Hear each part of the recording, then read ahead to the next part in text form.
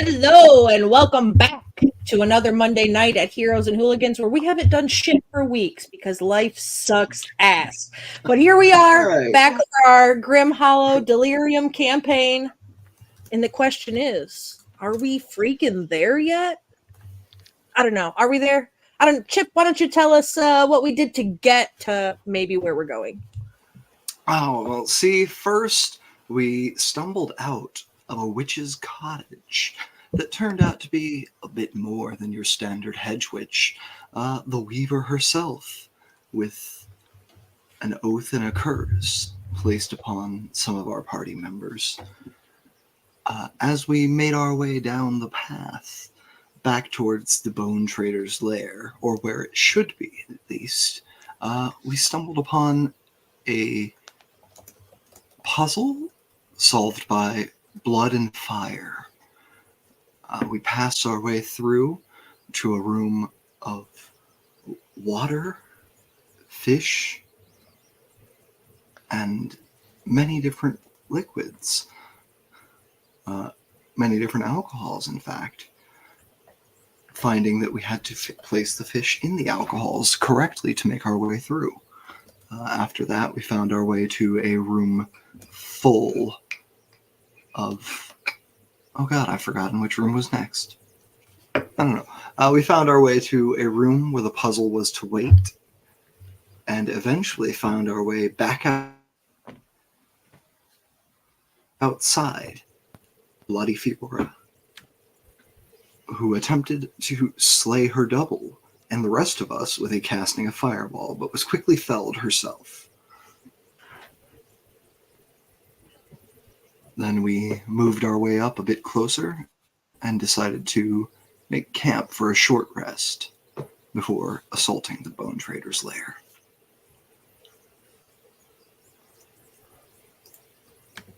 Yeah, that sounds about right. Once you figured out your goofy curses that were making you do and say weird stuff, you kind of, got to moving. You solved fish and sips really fast, and that pissed me off. I expected it to take longer, just so you know. Also, we have decided that the reason Arthur was this evening, so he didn't have to give recap. Oh yeah, I was gonna say I had notes and everything. I was ready to go. Wouldn't have been as good as Chips, but I'll do. I'm sure you could have done better. I'm sure you could have done better. Wouldn't have been that good, but I had notes. I was. I don't know if we can assign you recap ahead of time anymore. It seems like it's bad luck for you. Yeah, maybe you're right. Sorry, I think it was the eclipse. Also, I meant to say in the chat before. I had to stop off and try to defeat the Fire Nation.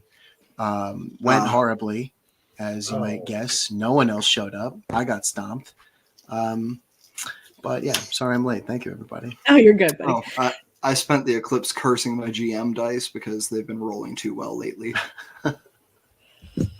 Well, you've been traveling quite a long way. You've come across some hiccups here and there along the way to do your mission. You've met a new friend. You've got Scrimmy, Scrammy, Plimmy, Plammy, whoever they are has joined your party.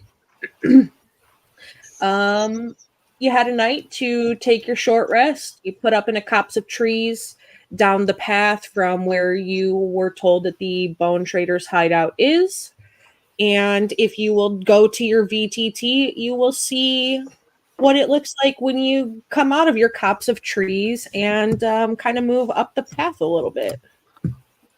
Oh, lovely.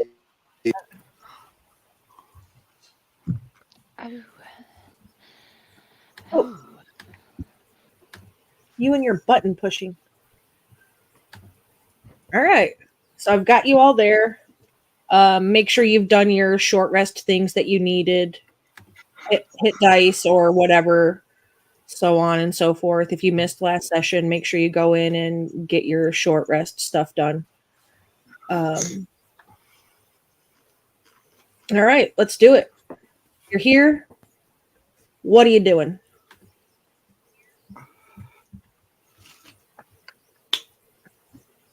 Don't all talk at once. It clouds my mind. Trying to zoom in on the map on my screen. I'm trying to zoom in on the map on my screen so I can see what's happening. Yeah, I'm having a look around. Oh, there's these little. I think this fire I think burning? moving up.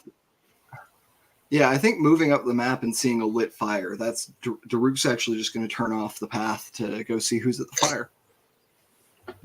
All right. Like just walking straight up. I'm like, hey, how's it going, gang? Okay. So you go the opposite direction of the little broken down cottage there. And you see 6 tiny huts, poorly constructed, loosely spaced around a cooking fire amongst trees. The cooking fire is burning low and doesn't look like it seems to have been attended for some time.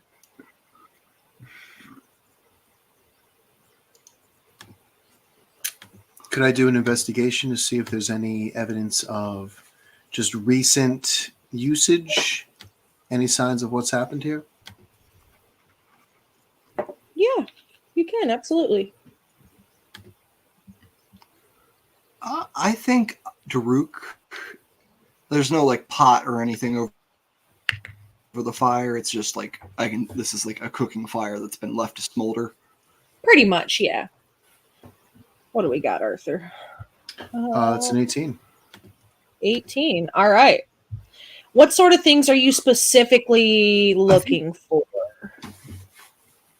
I guess any sort of tracks pointing to where anybody might be, and failing that, I guess just how recently were people here? Are there any warm members? Is there a warm cup of soup somewhere? Okay.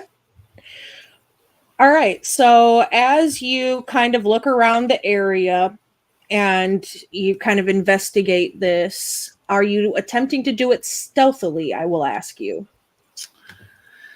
Yeah, I think I would be. Give me a stealth, please. Anybody who's going up to this like encampment area and wants to do so quietly, please roll me a stealth check.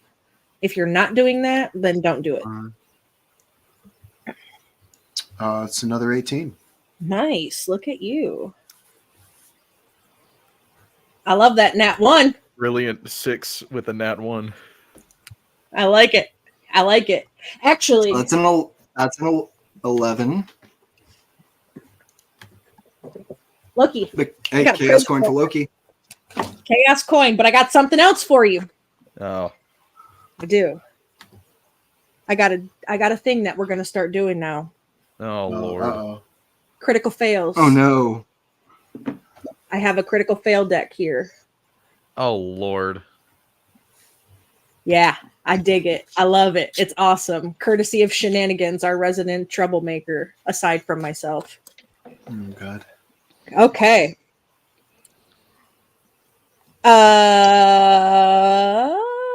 Regain all your hit points. Yeah, that's not a thing. Okay, so as you're all walking up to this area, those of you who have stealthed up, if you're under a 10, you're not doing so hot, but you don't know that, right?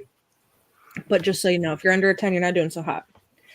Loki, when you start walking up and you're trying to sneak around and you're like, man, I am an archaeologist. I'm really great at not disturbing things. I can tiptoe my way in here. So you're like tiptoeing in your Jordans all the way up to the campfire, and you didn't pay attention and you trip over a sword that ends up piercing through the opposite foot of what you stepped on it with. Kind of like when you step on a rake, comes up and it pierces through your foot. So you're going to take 3 piercing damages and make me a Constitution save because it's very, very, very risky. A 12 at least. A 12, that's not so bad. So you don't have any lingering effects from it, but you do get 3 piercing damage from a rusty sword, and maybe want to get a tetanus shot when you go back to the wardens. I don't even know the meaning of the word. Yeah, what's tetanus? Loki, famously anti-vax. As you kind of sneak up like an expert, Arthur. You're looking around. You've oiled your joints really well before coming out of the tree, so your wood's not creaking or anything. So you're silent. And you come up near the fire and you see footprints. And the footprints seem to be leading in all kinds of different directions. But generally, the footprints go towards each of the little tents and then farther along towards the opening in the cavern ahead. Okay. I guess I'll start checking tents. I think Daruk, while Arthur's looking around for all these tracks and like footprints and things, Daruk's looking at the cooking fire, seeing if he can see any remnants of what was cooked on it. Going to try to identify people by their culinary habits. Sure, go ahead and give me whatever you're using to make that check. Investigation, perception, so on and so forth. Could it be cooking? Could it be cooking proficiency? Yeah. No, you can go ahead and use your cooking skill to do so. I don't have a problem with such. All right. All right. So I think what we've been using for that was wisdom, right? Wisdom plus yeah. proficiency. Wisdom plus proficiency, yep. This is a good time to mention, as we are rolling nat ones, those of you who are watching in the audience, you get channel points for hanging out with us and hanging out for these shenanigans. Those channel points can be used to either wheel or woe the party. You can offer them assistance, advantage, healing. You can also drop random encounters on them. And those are always fun too. So keep that in mind for the future. Random encounters, you say? Yes. I may have one or two in the bank. What do you got? Survival here? With an 18 survival, you're able to come up to the campfire and you see the supplies kind of sitting around. You notice there's a loot laying on the table there, a couple of discarded beeswax wrappings. And as you kind of poke around the fire to see if you can find remnants of the last thing cooked, as there's no pot hanging there, you find pieces of charred bone in the pit. And the stench of meat, or is it meat? Because this doesn't smell like a steak. It smells a lot like pork, doesn't it? It smells like burnt flesh. Yep. So chicken. Arms up. And Daruk is going to reach down to grab his broken quarterstaff. And for the first time, as he needs it and grabs it, cast Mending. Okay.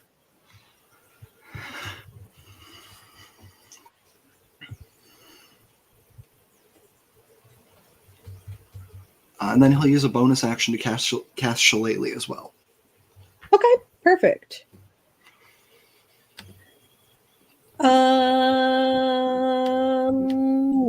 Words. Arthur, which tent are you going towards first? Well, like a genius, I X'd out of the VTT just now, so why don't you send me towards the tent that is directly to the right of the fire. Okay. So you want to... I got you. Yeah, I'm moving you now. Thank you. So... this one here, then. Yes. Okay. Do you want to just peek inside? How are you going about your investigating of these tents? I guess first I would try to listen, see if I can hear anything. But if it's silent, then I would try to peel the flap back. What's your passive perception, please? Passive perception. Give me one moment. I probably could click you and find out, could I? 15. 17 or 18? 15. Okay, so From this particular tent, you don't hear anything inside. Yeah, I'll peel the. Is the flap unsecured? Is it tied? Can I just like kind of pull it back and see? It looks like it's tied with like a loose leather binding. Just something to keep it from flapping in the wind, to say. I guess, yeah, I'm going to undo the binding and look inside, but like I'll be kind of glancing around at everybody else. And if anyone's like, don't fucking do it, then I would stop. But okay. Yeah, so if nobody's I think Daruk's maybe putting a hand up, not like stop, but like wait a second for everyone else to move up. And then I would gesture wait to then. the others. Yeah, I would definitely wait then. Okay.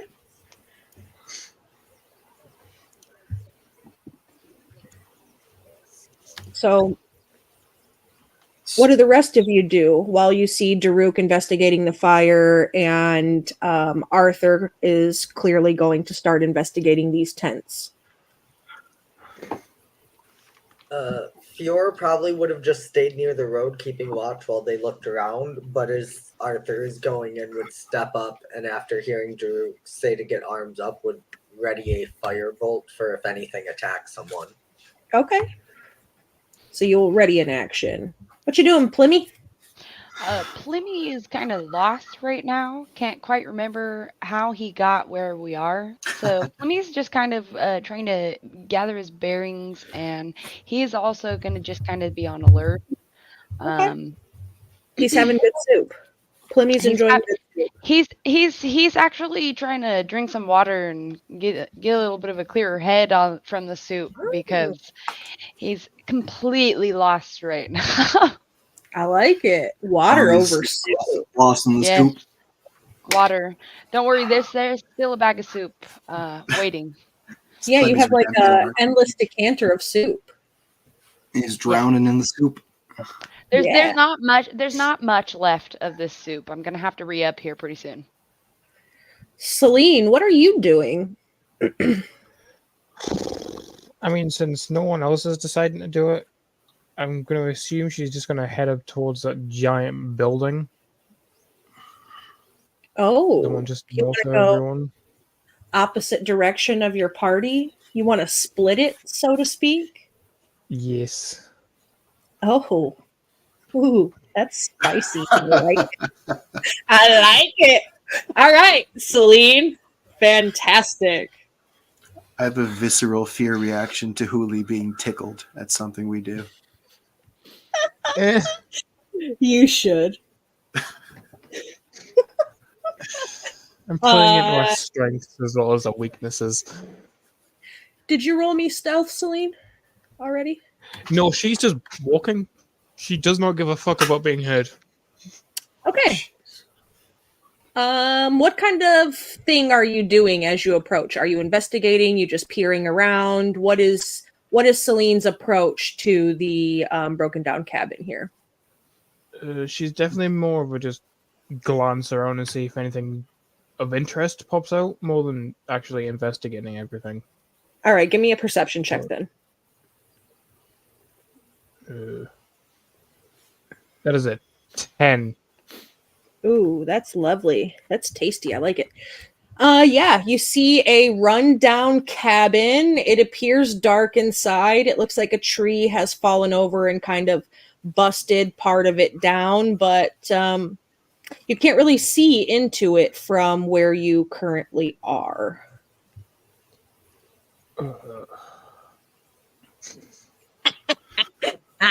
You already had 2 random encounters in the bank, and now you have another one. I have the power. Yeah, you're welcome. I didn't know what else to use all my channel points for. Heals. How many channel points is it to unionize? That's what I want to know. God knows. I wouldn't I mean- as being difficult. I mean, the best way to unionize is to have a replacement for the boss, and I'll be a union leader for small fee of like poverty. Fair. All right, Pay me a Celine, poverty level salary, and I'll do it. Do you try to find a way to get into the building, Celine, or are you just kind of scoping out the outside? Unless there's like a giant hole in the wall, I don't think she's gonna try and like look directly inside the building. There is a giant hole, but the tree, the branches, the dilapidation, the nature has kind of got the hole obscure, so it's not something you can, see through anymore. It's been like this for a while. Does that make sense? She'll probably just like when she realizes she can't see in it, just kind of just stand there and just wait for something else to happen. Just arms crossed, sort of just like tapping her foot on the ground. Just like, I want to hit something already. Okay. All right, so you can hang out there for a second. And are you ready, Arthur, to peel back the leather of this tent? Yeah, I'd say so. So you do. You untie the leather bindings that keep the flaps of the tent shut, and it kind of falls away and hangs a little limp. And you're able to push it open. And we look inside, it's very dark. Do you have dark vision? You know what? I don't think I do. Let me just real quick find that out for you. No, I don't think so. Okay, so you're not really able to make out anything. The dimness of the firelight isn't really bright enough to spread into the tent. So it just looks very dark and very black, but it is very quiet. You don't hear sounds from inside, and it smells kind of rank. Rank in the way of a damp cave that has a troll who doesn't understand the concept of deodorant or soap. So it's kind of stinky. Arthur can't smell, but can we say that I glean that by flicking my tongue out and gauging the moisture? Yeah, like a snake. You taste the disgustingness on the air. It's like a thick, musky sort of scent that your tongue picks up when you kind of go. Okay. I don't know what to do with that. I don't know. I'm going to check another tent, I guess. All right. Go ahead and move along to the next one you want to check. Daruk, are you staying there by the fire, or are you moving on to check tents as well? I think after Arthur checks the first tent and nothing jumps out at us, Daruk will move to check another tent. Sure. Go ahead and put yourself by the one you want to check. Oh, I can do the other one if you want. It doesn't matter. Whoever goes wherever. Fiora's going to check one. I think that's a good spread. Okay, cool. All right. Same thing as each of you approach. They're all tied shut. If you want to listen before you untie them, you can. If not, Yeah, I think Daruk's going to give things a little bit of a listen here. Okay, go ahead and do some perceptions here. 22. 7. Okay. Fiora, from your tent, Fiora, you don't hear any sounds. Daruk, from the outside of yours, while it's very, very hard to hear with the wind whistling and the minor crackling of the embers in the fire and, just nature's ambiance, you hear what sounds like soft, bated breaths.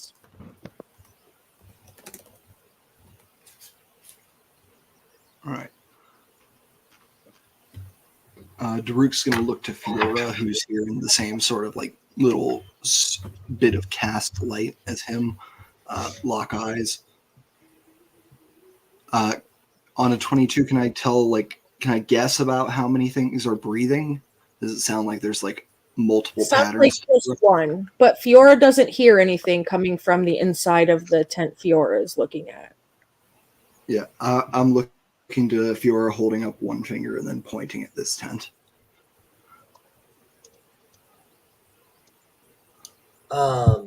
I think Fiora's gonna go ahead with her tent since she doesn't hear anything. She'll like signal that she doesn't hear anything and start to open. Okay. Fiora does have dark vision, right? Okay. So when you untie your tent, Fiora, you look inside and you are able to see in shades of gray. It's very dark. You see a small set, there's two of them, of little straw mat beds on the floor. The same sort of rank, musky, damp scent coming from the inside. And it looks like there's like a few personal effects strewn about. Would you like to step in and investigate more? Probably. At least to see what kind of personal effects are strewn about, you know. Are they like a kid's toy? Are they like a nobleman's like watch Sure. or something? Yeah, you can do an investigation when you get inside as you start to kind of poke around. Ooh, that's much nicer for you, is it? That's a natural 20 for 19. Yeah. So you step into the tent and you kind of start to look around. And you see in the workings of these straw mats that are built, they look like they're kind of like a crow's nest, how they would use extra things to build their beds. And you start to see pieces of tattered clothing, bits and pieces of what might look like a teddy bear. You know, one of them has a little wooden derby car, you know, split in half, sticking out from it. And there's a little leather satchel on the floor between the two.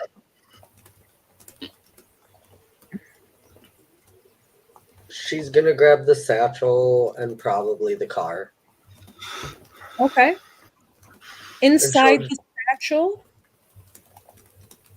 it is, once you pick it up, you realize that this leather satchel maybe isn't leather like you thought, maybe more sinew, maybe a bladder.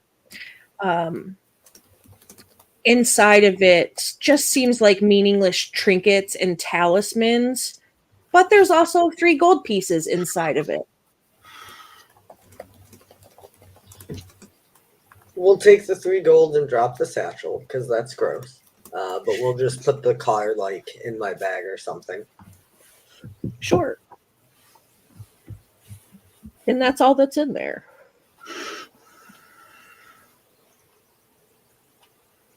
Celine, did you tell me? You told me what your passive is, right? What is it? That is a good question. Which one? It perception 14.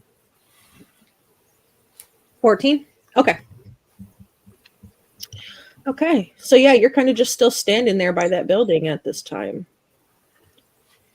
Daruk has established that there is a breathing individual, at least in this one tent that he's by.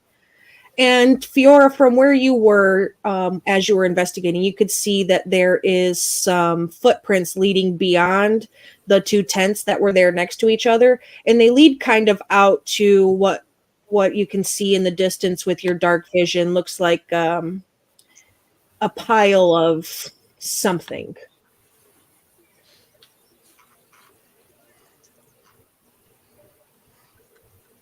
That definitely changes things. Yeah. As Did you see Fiora starts heading that way instead. right there where I pinged? Okay. Plymmy still hanging back? No, Plymmy actually wants to go up towards Celine. Okay. He's interested in this building now that it's in his sights, so he's going to go ahead and move up. He's actually going to just go straight to the building. All right. Roll me a perception on your way. Yeah, that's what I was going to say. Arthur, give me your perception for the tent that you're at. Okay.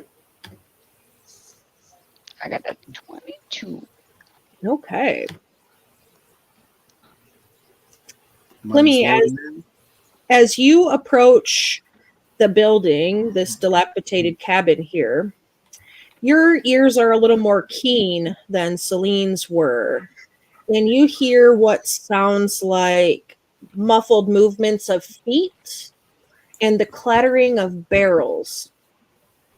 And it seems like if you stop and listen for a moment, it seems like it's almost on a pattern, as if somebody is carrying things in and out and in and out and in and out. Okay. Flemmy? Oh God, this. Okay. Does it sound like they're adding stuff? Like, is the room getting more hollow with that 22? Or is it getting more full? It's becoming more dense. Okay. Pliny is going to relay this information to Celine. Very hushly though, and kind of like I'm looking at Celine and putting my hands down like this and trying to explain. Yeah, I think they're filling this room with something in here, and it sounds like it might be some alcohol or some sort of stacks of barrels. You had me at alcohol. I mean, I know what barrels sound like. Yeah. I will take this time to remind everybody in the audience that this is a horror themed campaign. There are things that are slightly uncomfortable and possibly disgusting. I've talked to the players. They have all gave their hard lines and boundaries, and we do have a safety system installed for player safety. Keep that in mind. I do think that there's something moving around in here, and I'm not too sure how good I feel about this. We might want to check this out. Should we get the others first?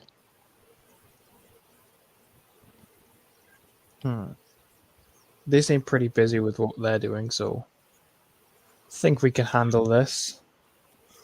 All right. Hell yes. Yes. All righty.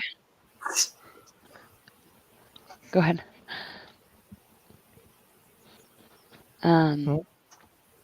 I'd like to try and look in a little bit deeper. Is there any like cracks in the wall at all, or any like holes that I can peek around?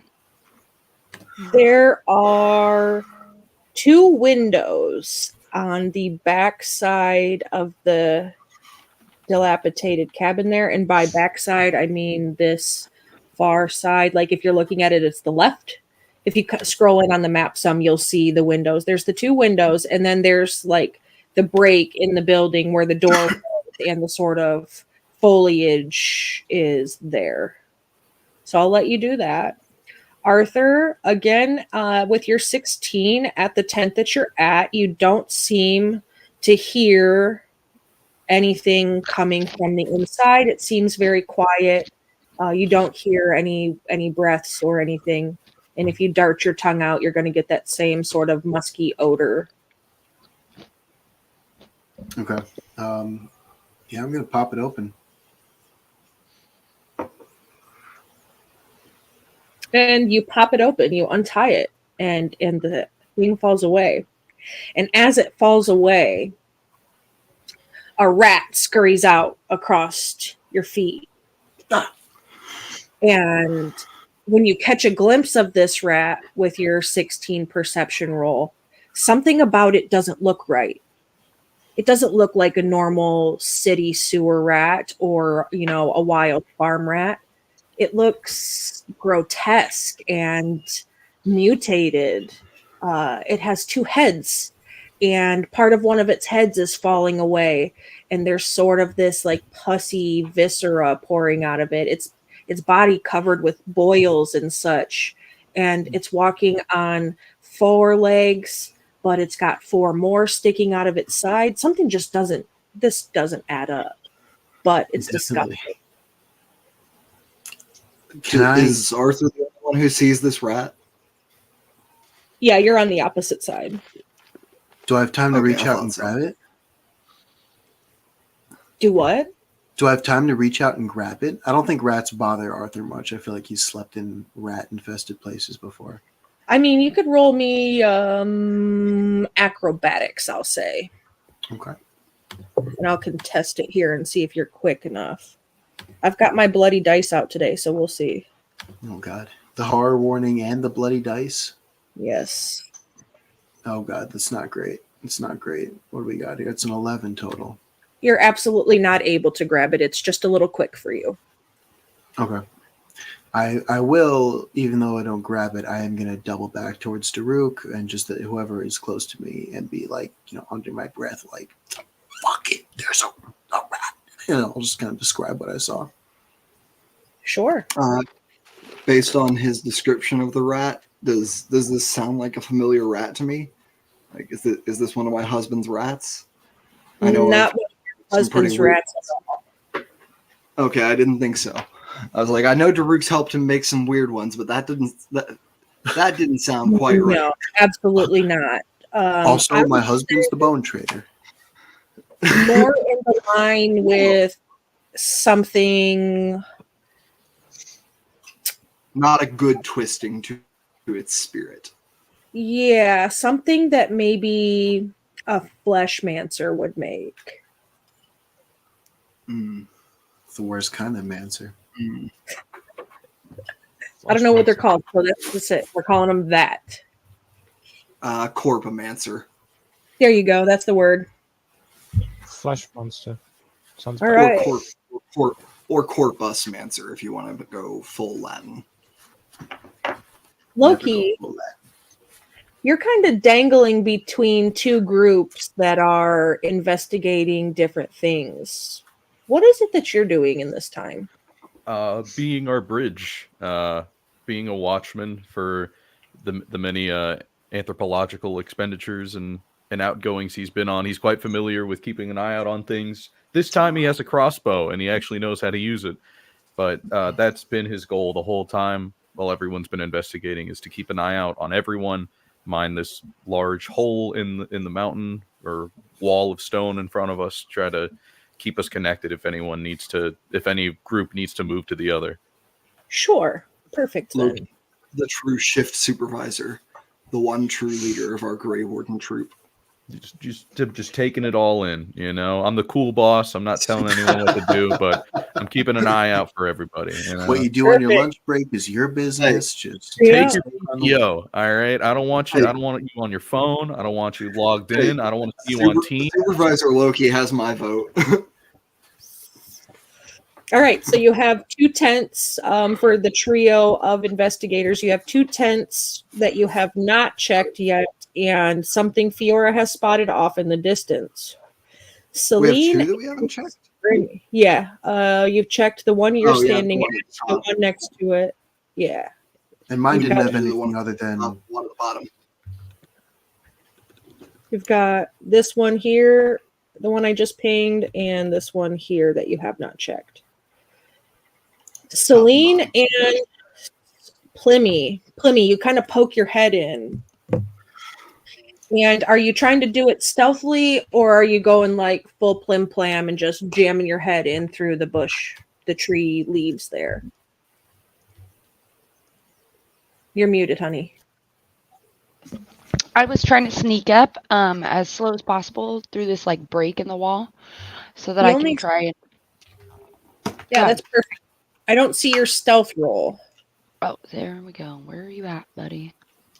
Why are you doing this to me? Aha. Oh, I had a 10. asshole. I'm such an asshole. I forgot all about.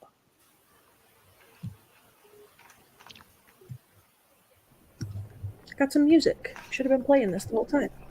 Oh, nice. There was a blue dragon that was supposed to be standing right next to you the whole time. Yeah, tight. Something like that. You guys don't say Justin? All right, you got Oh, a that was 10. Justin. Mm-hmm. Oh, I forgot. Which is not great. So you kind of reach up and use your hands to part the bushes. And when you do, you are face to face with a creature of robin's egg blue colored skin, an upside down head, and a very toothy, menacing, surprised look as you pop that open. And when it sees you, it screeches extremely loudly. And you hear the scramble of feet. And it sounds like multiple pairs of feet scrambling. And that screech, Daruk, causes some scramble in the tent that you're in front of. And Loki, the tent nearest to you, also has some movement coming from the inside.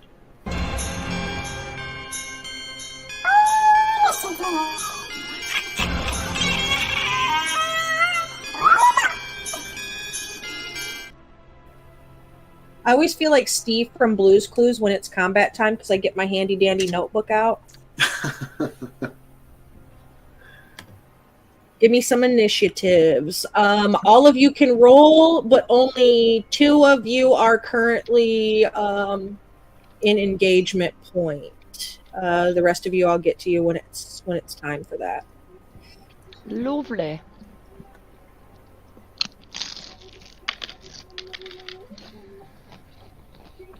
Yeah.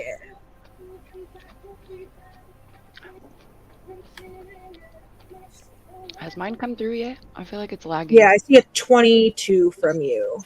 Okay. Nice.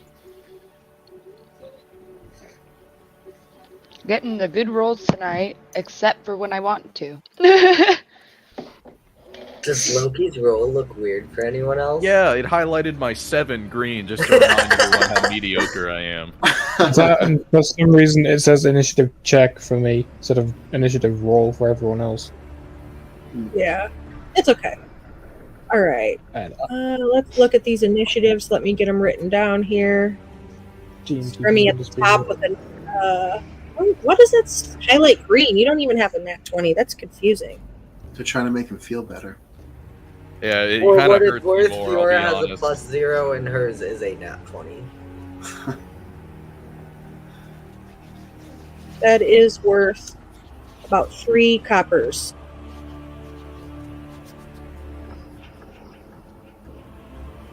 All right, so Fiora, Scrimmy, Celine, Loki, Groot, Arthur. Hell yeah. All right. Oh, I keep trying to use my main computer mouse for my damn laptop. Wow, good job. What really sucks is that Loki got a nat 1 and still rolled better on initiative than me. Damn. The hell does he have for an initiative? +7. Oh, bloody +8, I should say. Oh, goodness. Oh, goodness gracious. Oh, wait, you didn't get it. Nat 1, Loki. No, I got a 7, and I added 2. It just highlighted me green to remind me I could be better. Why are they upside Okay, down? I thought you got a nat 1 and it was highlighted red. It's I was how like, their Doing head the is. math, I was like, that ain't seven. Ugh. Hate that. Hate that for them.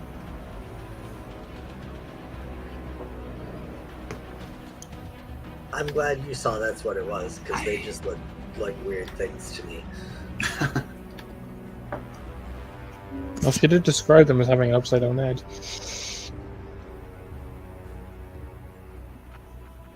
Still, it's a bit weird. Yeah, it's the way they are. I told you that when I first described them to you. I wasn't ready. I wasn't ready to see it. Oh, wait Yeah. a minute. We've seen these guys before. No, you haven't. Have we? You have not encountered them, no. We heard about them. Oh, that's right. We heard about them from the guard captain. Yes. What are these little freaks called? Favelin. Favelins. Yes, thank you. Spooky. Scary skeletons. If I remember what the guard said right, they're what happens when a fairy fucks a goblin. Sounds Something right. along those lines. The alternate ending to Midsummer Night's Dream. All right. Midsummer Night's Cream. Oh, Okay. yeah, there we go. Shut up. Disgusting. Oh, we're talking about goblins having sex with fairies, is it? That one, I knew there was sat in my head. That one sat in my head for a second before I said it. I was like, okay. I knew there was something there. Thank you for finding it. I It's have the been next holding book- on it's the to next this book for a reason. It's clearly the next book by Sarah J. Maas. We're all just happily waiting You for it. already wrote about it. It's Cal and Mai. What do you even mean? All right, Scrimmy. You're going to be up first. You see very quickly there are 4 little creatures there in front of you. And these, Go ahead. I was gonna say, these guys are ugly. They're not pretty at all. They are. They look like, they're dressed very downtrodden. Pretty much little loincloths, and they have gross teeth, and they kind of all carry like little swords and so on and so forth. They're very uncharming, broken, and basically if a fairy fucked a goblin. So they're not very large. Okay. They're No, poor, they're fine. ugly, and small. What else do you need? Yeah, I need they're them to small. be disgusting too. Hello. No. I would like to just immediately try and reach out. Excuse me, sorry. And I'm going to try and grab one of them and identify it with my identify spell. Oh, So I yeah, think- you. So It's a yeah. ritual. So I'm going to attempt to reach out and grab this thing. I just choose him, touch So- him, but I'm gonna grasp just him. Is Firmly it grasp him. identify a 10-minute spell? It is. It's yeah, a just a note. Identify is 1 minute if you spend a spell lot. If you spend the slot, and then I think it's Yeah. 11 if you don't. Yeah, it's All right. like 100 Well, rounds. it's a cantrip. It's a cantrip, anyways. I think so. It's No, not a first cantrip. Oh no, it's a first level 1. spell. It's level 1. I'm Yeah. gonna click it. So it takes a minute to cast if you spend the spell slot. It's like Okay. 100 billion rounds if you don't spend the spell slot. Yeah, no worries. I'm gonna go ahead and just do that then. Okay, And- perfect. Right. A minute is 10 rounds. To be Yes. clear. Yep, that's fine.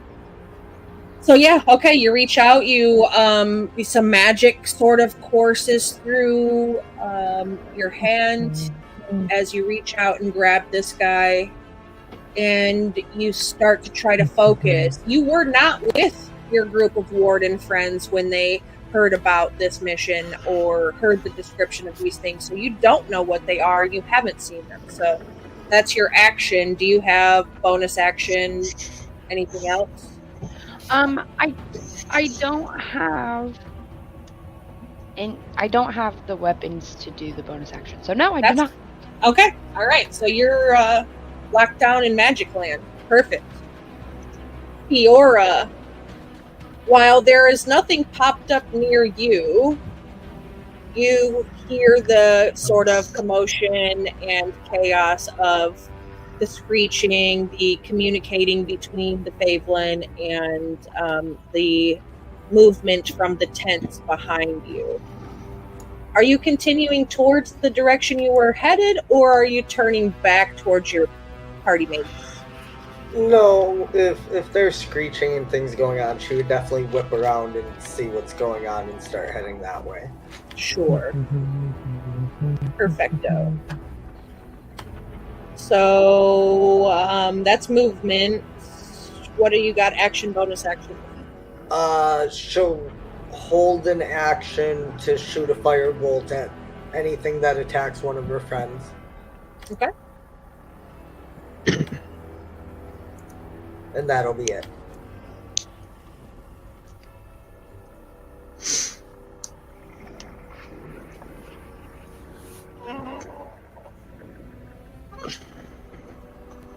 Oh, feet eyes. Celine, what are you doing? Oh. I'm gonna do what I was built to do. And if I can click on it, I would like to rage. Since I can assume there's multiple of these creatures at some point.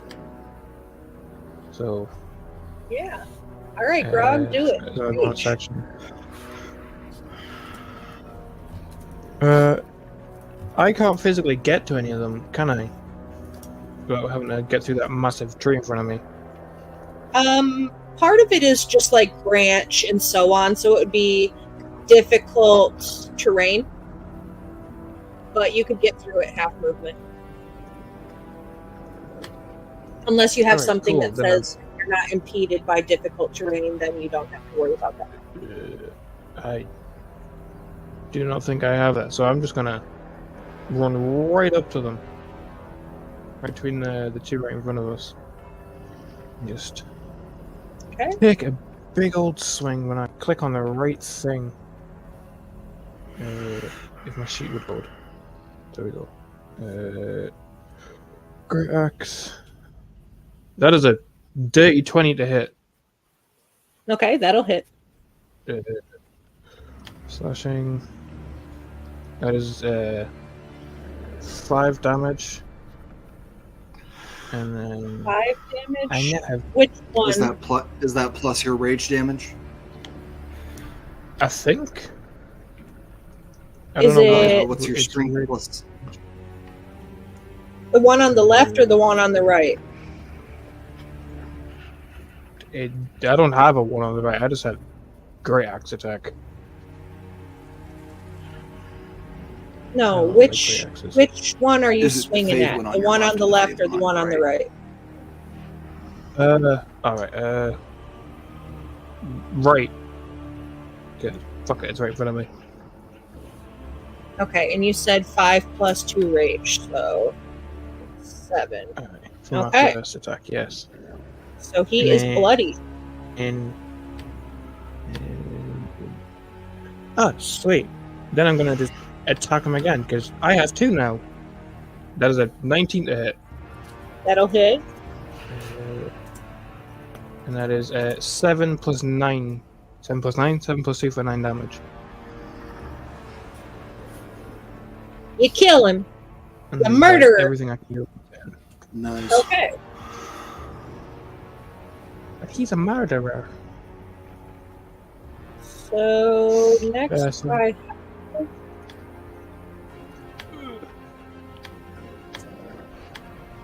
Okay.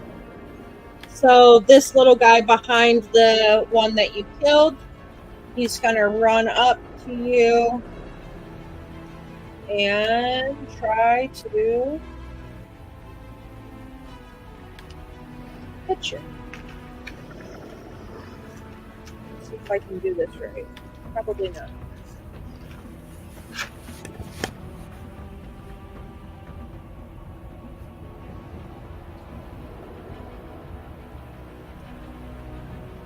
Does a 15 hit you?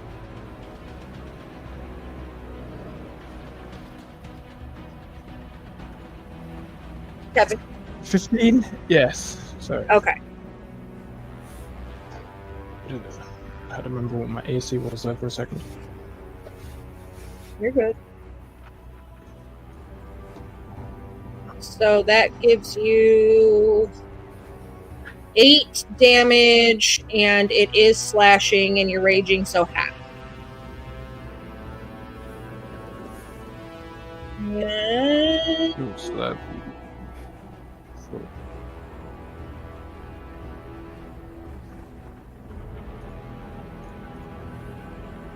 okay, so that's his turn. The next one is the one here by Daruk. It's gonna try to scramble out the tent and meet you at the door. And when it sees you, it's going to be a little startled and it's going to wildly swing its scimitar at you. Does a 16 hit you? No, it does not. Okay. So that's the end of his turn. Would that trigger Fiora's reaction? Yes, it does. Go ahead and blast it. It's a nat 1. Oh, I love it! Take your chaos coin and let's draw you a card here. 9 does not hit. Do you want shameful, awkward, or embarrassing?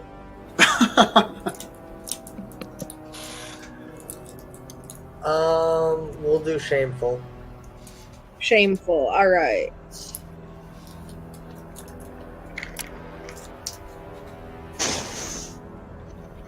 Ha! I like it! I like it a lot. So, Fiora, you go to fire a firebolt off at this creature that is swinging on Daruk. And you wildly miss. Wildly. And as you do, it strikes the ground right on the other side of Daruk. And it hits the ground, and as the fire sort of smolders in the dirt, rising from the ashes, a fire elemental.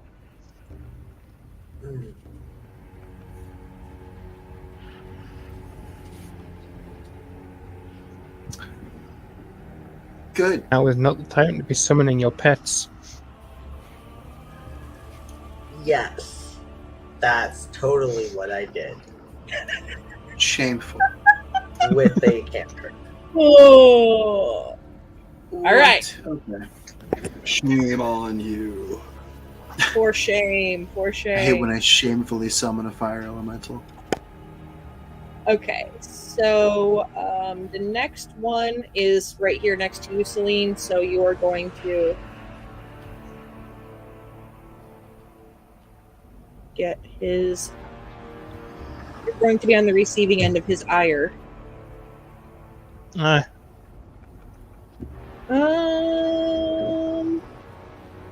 18 hit.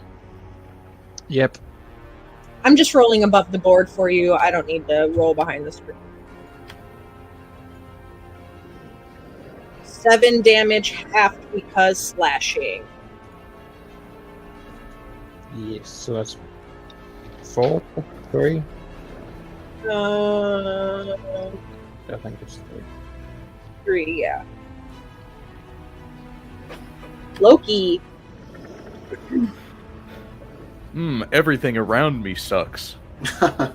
Everything around me was chill 6 seconds ago, and now it sucks everywhere. The Grim Hollow story.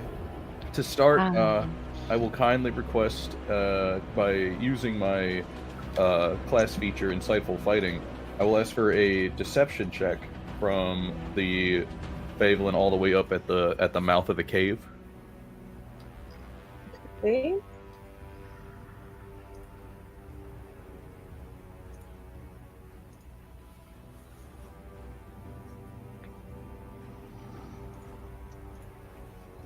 Hold on. You want deception, you say? Deception, please. I have a 23. Apparently, I have to roll this by myself. Can't roll it on the sheet.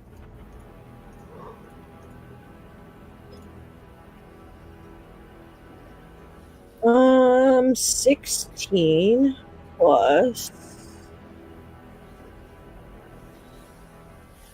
Yep, you beat him. Fantastic. And with that, I will use my main action for a crossbow attack on it Okay. with a 21 to hit. 21 will hit. All right. Wow, that was god awful. I have 4 on my sneak attack, but I took Piercer, so I'm going to re-roll one of my D10 for my crossbow. Sure. And rolled a 1 again. So it's just going to 7 stay at damage. 7 damage. Does not like you today. No, this is atrocious. Those are 3 different ones that were just rolled in this single action. All right. And I guess I'm going to run away because I'm useless right now. He is bloodied. Just going to make my way out of here. And that's me. Like critical condition bloodied even. I'll say to you. Okay. And that's EOT for you, right? Yep. All right. So this little guy is going to run out. He's going to say some gibberish and such and stuff and things. And he's going to fire off a crossbow of his own. Oh, short bow, I like. A short bow of his own, which he's in disadvantage range at Fiora.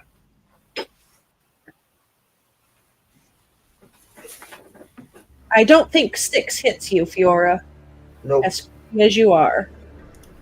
So he says things that sound like cuss words, and that's the end of his turn. This little guy here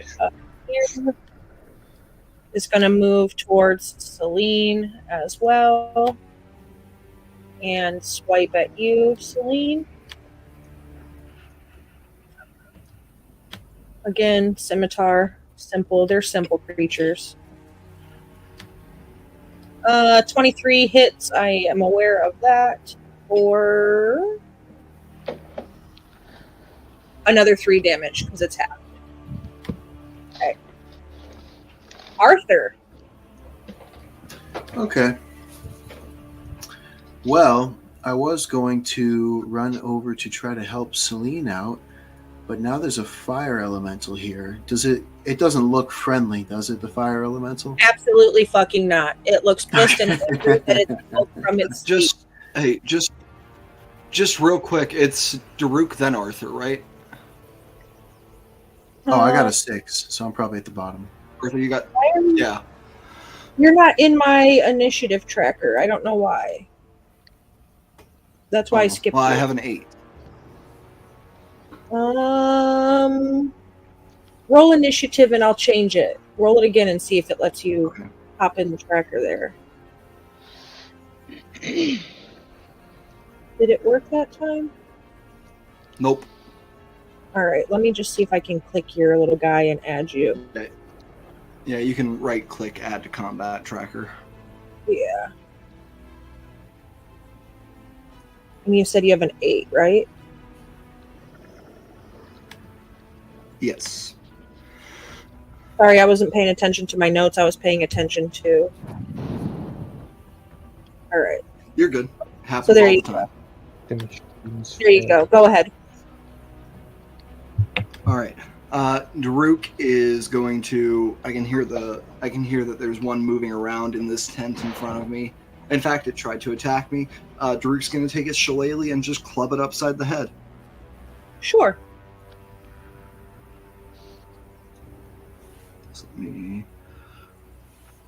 So that is my quarterstaff.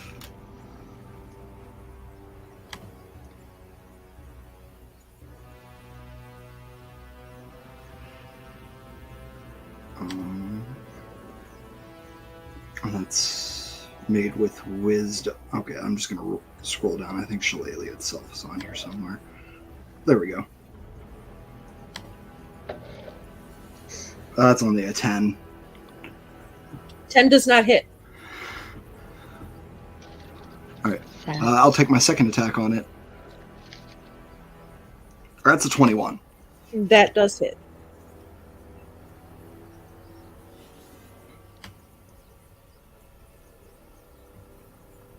And I think Daruk coming across a fairy creature for the first time since turning away from his circle to take the pact with the Weaver is going to smite.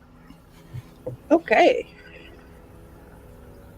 For our audience, Daruk is now a Watcher's Paladin with a great hate for the Fae. So that's going to be, I'm just going to burn first level, so it's going to be 2d8 radiant added onto this. It's 9 damage for the base, plus 2d8 is 15. He dies.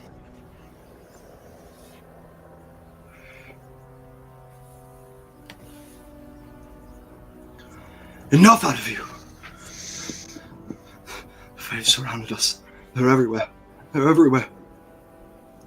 And I'm going to bonus action cast Wrathful Smite for next turn. Okay, perfect. Can you cast 2 smites in one turn?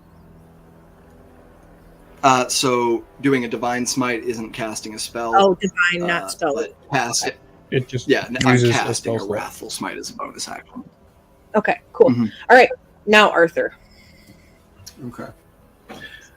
I think Arthur, seeing the for sure not friendly fire elemental, I'm going to get a little closer. I'm going to move here. And then I think I unstrap my book and start reading from it, and it gets louder and louder and more like weirdly lilting and musical. And I am going to use my channel divinity, Prophecy of Doom, and I'm going to center it on this Fablin right here that I'm pinging, or trying to ping. Yep, I see it flashing. So it should catch him, or it, the one next to it, and the fire elemental. I need a wisdom saving throw from all 3 of them.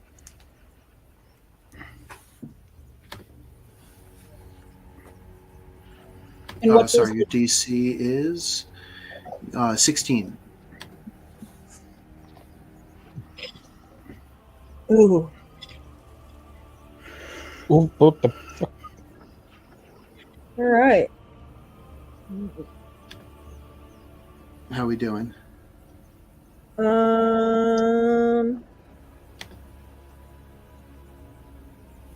think 2 of them failed it. No. I'm so confused. I've got 1 fail. 1 fail? Okay. And yeah, while Arthur's reading, so his eyes are still blank as he did this last session, and the paint from his eyes kind of just washed off as he was doing this. So while he reads more, I think more of the paint from his face, everything except for the smile, just kind of like sloughs off of him. And the one that fails, roll me a d8, please. Sure. It's going to be the one that you centered it on that has failed. Okay. And the fire elemental got a natural 20. Nice. Oh, in that case, 3. I die. 3 on the D8. 3 on the d8. Okay, so then that Fablin is disoriented. It immediately falls prone and falls prone again at the end of each of its turns where it moves 5 feet or more. And that's for 1 minute. And at the end of every turn, it can make another wisdom saving throw to try to end that. Sure. Let me mark his condition so that I don't forget. And I think that's my action, right, for Channel Divinity? Yes.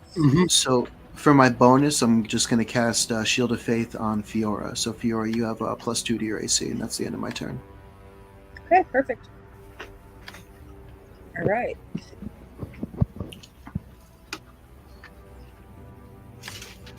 All right, so the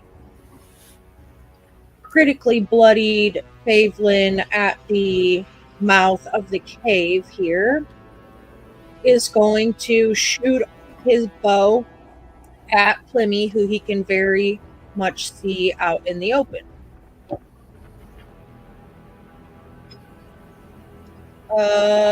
23 hits you, right, Plym?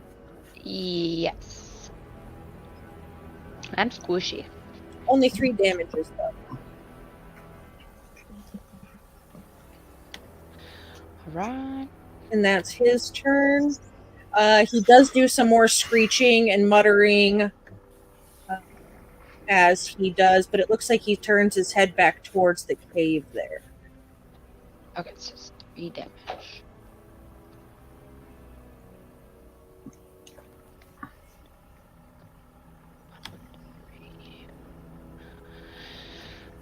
Gotcha. Okay. So it is now the fire I have a elementals. question. Yes. Are these little fairies speaking Sylvan by chance? I'll tell you what their languages are.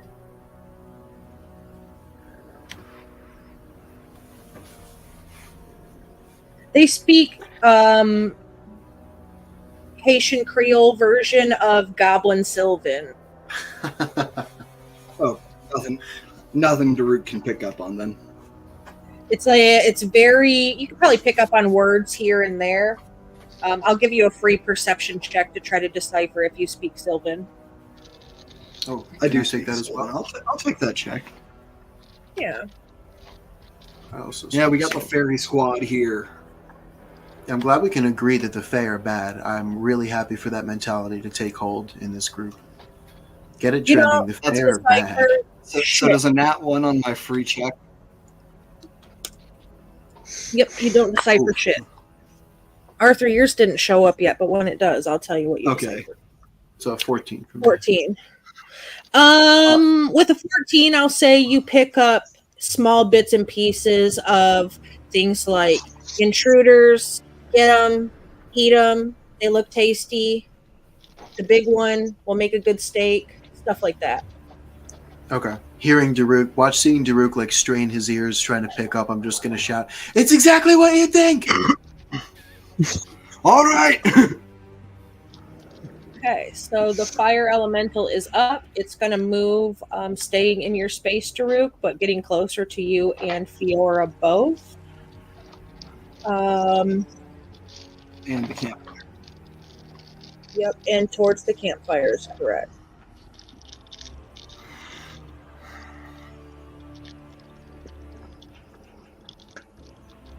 Both of you will take, because this is the first time he's going to enter your space on this turn, you're going to both take 5 fire damage, and your clothes are going to catch a fire. And he's going to do his attack on. He's going to do 1 attack on Fiora, 1 attack on Daruk. He's just going to reach out and touch Faith. Please roll D&D Beyond. Don't fight me on this. Be happy I switched to digital dice because my other dice were rolling really well. Yeah, this is my first session all digital, and I hate it. All right, so I got 1 Yeah, you natural get one, used to it after a while. and the other one still hasn't shown up Pull what the it's going to be yet. All Yeah, right. does the elemental get a card? Yeah, I just pulled one. Actually, I was Oh, just hell going to yeah. read it. So he reaches out. I guess that second one, the other one didn't roll. He reaches out to touch, and he misses you, Daruk.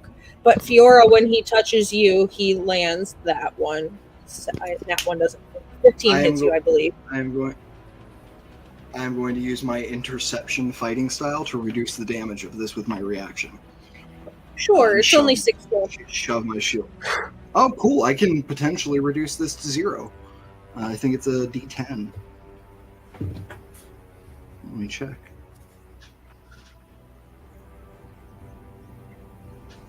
Yeah, D10 plus my proficiency. the the card that I pulled for the fire elemental for his nat 1 is he is befuddled. He cannot take reactions until the start of his next turn.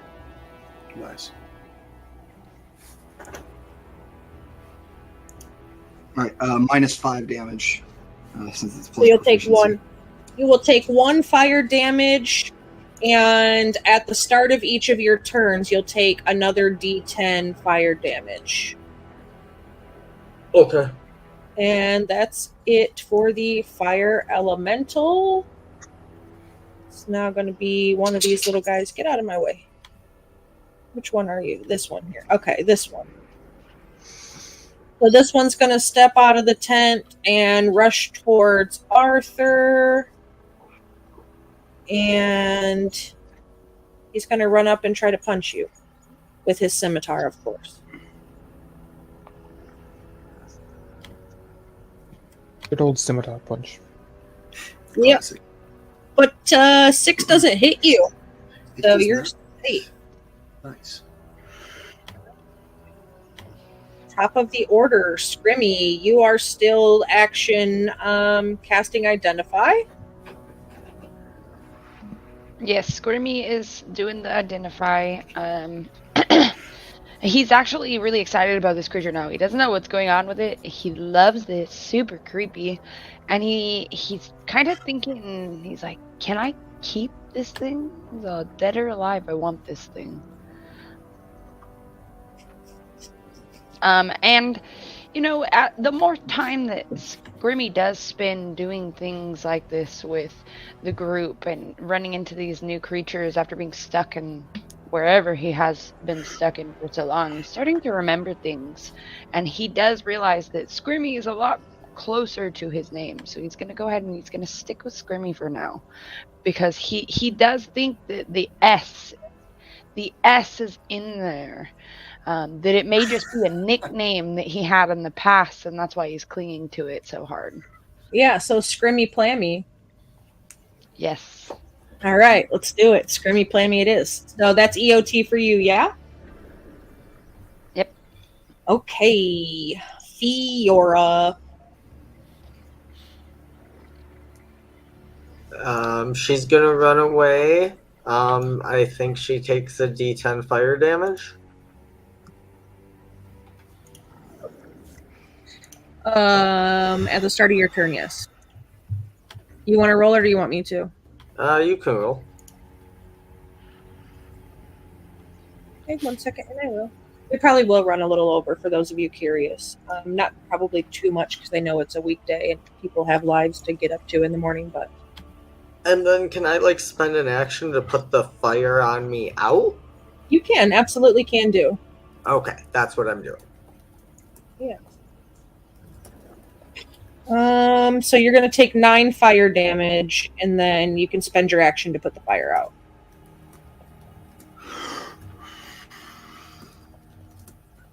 Is that what I've been doing to people all this time? Yes. Yes, it is. I get why people are mad about this. You just Feels remind me that good. one That's my turn. Family Guy. No bonus action or anything? No, I do not have sorcery points. Okay. Celine. Oh, sweet. I have 3 Croning me. Yes, you do. I am going to attack. Which one is it? I don't know. It's to the right of me. It's kind of The like one 2 with the seconds. ring? Yep. Yeah, that Okay. one. I didn't know if the cause were like for me or for everyone. That is a dirty 20 apparently for that attack roll. Yep, I see it. Go ahead and roll your damage. That hits. AC 15. Right, so that's 6 damage. 6 Plus damage 2 from plus my rage. Yeah. All right. He's still up, not quite G-stringed, but he is critical.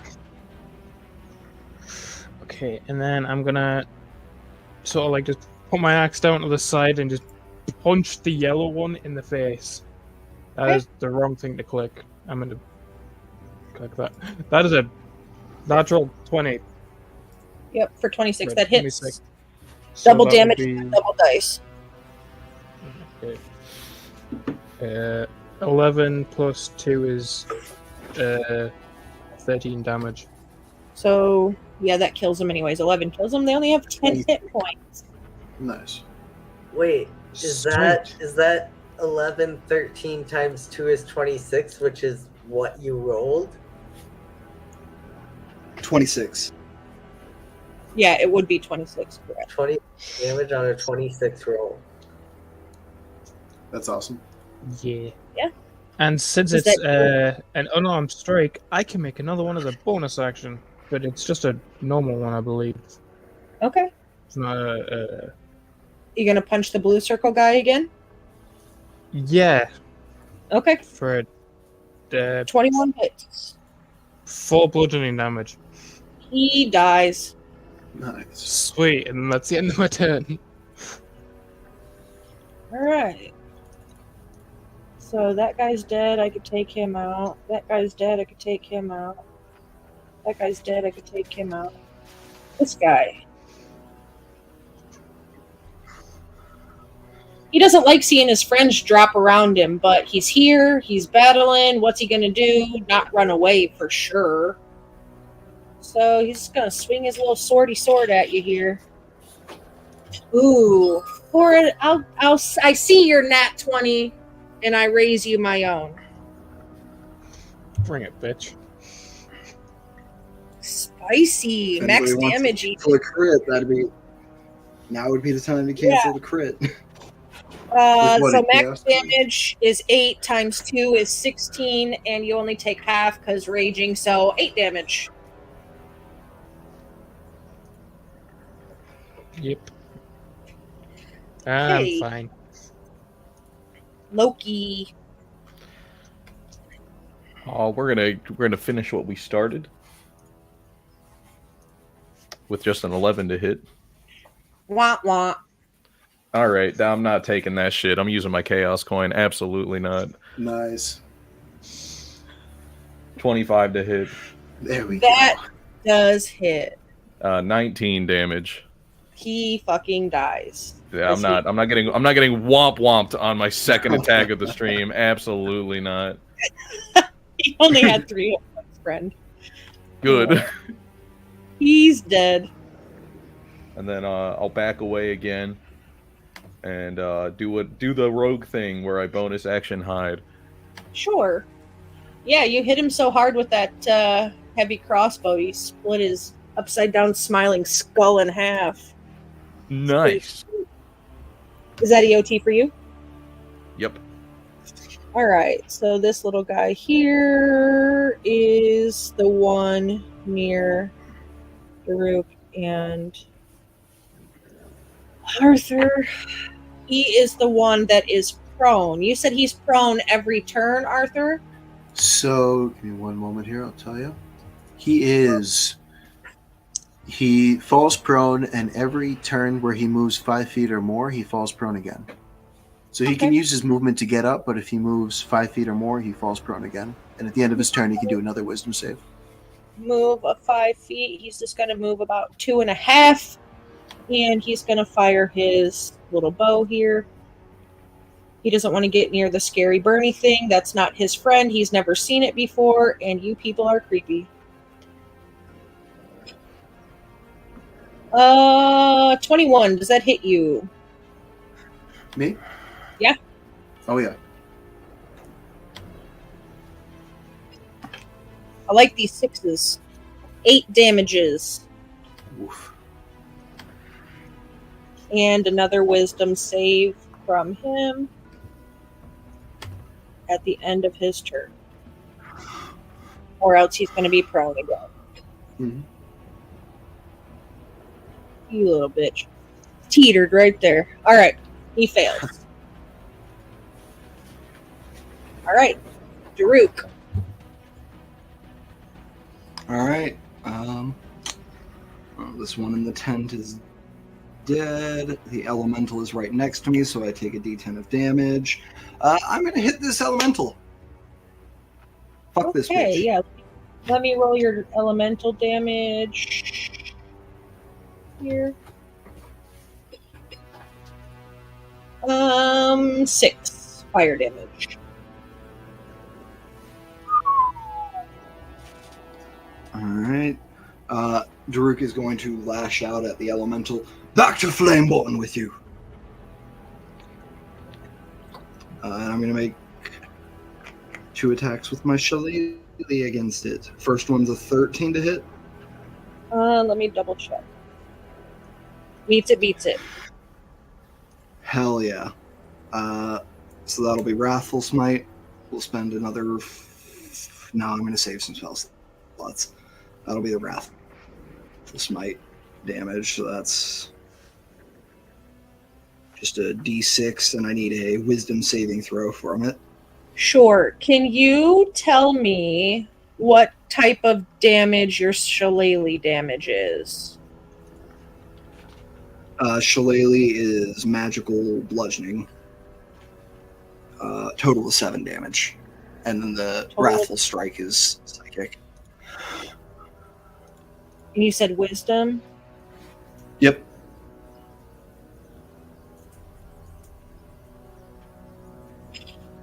Uh, 19 on the whiz, and... All right.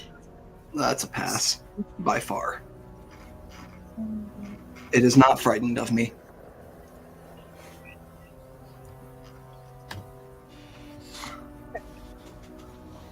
He's got some hit points I'll up. make my second attack.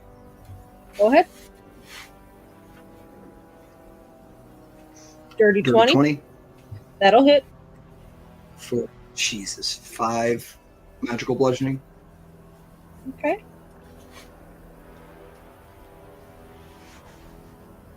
God damn it. No, we're not petrified, you fucking thing. Okay.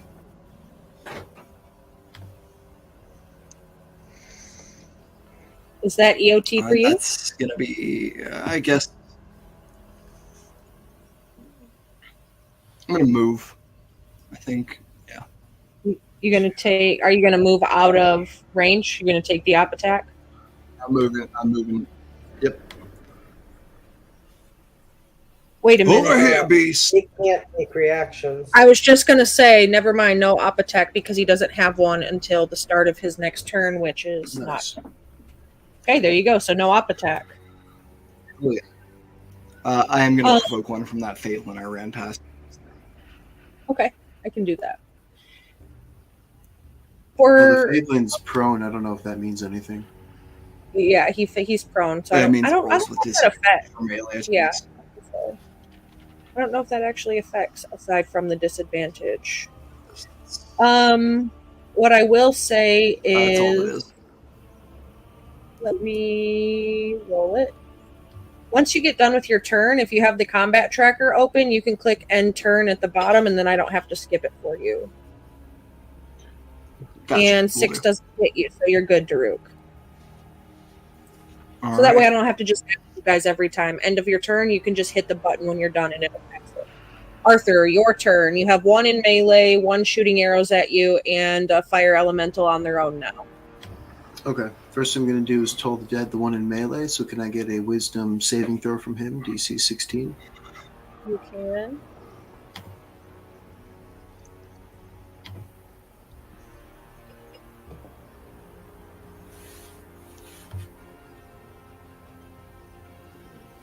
Failure.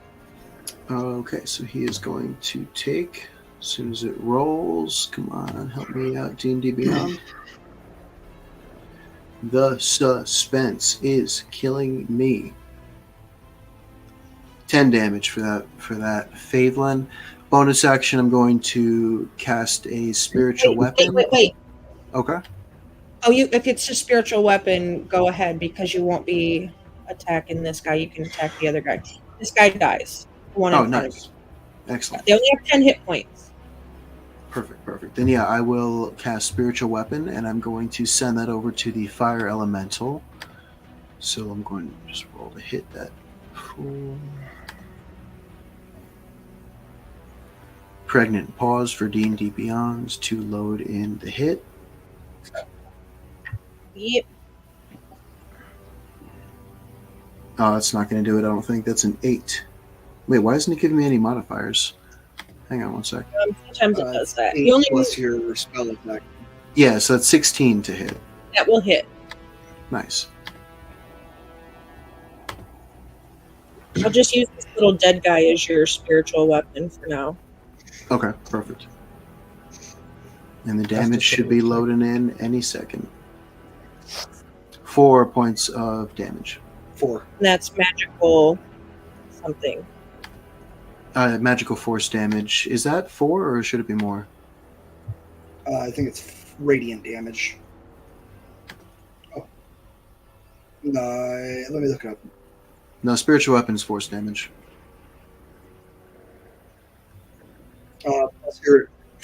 Plus your spell casting attack modifier. Okay, thank you. Total 9 points of Plus damage. 5, then. I think. 9, 3, so that's going to be 70. Okay. And then that's the end of my turn. All right. Hit your little button and turn at the bottom there. I did. Oh, you did. Good job. All right. Fire elemental. It has your little spiritual weapon there. But he also has a Favelin near him. And while he's hostile to you, he's also hostile to them. They are not friends.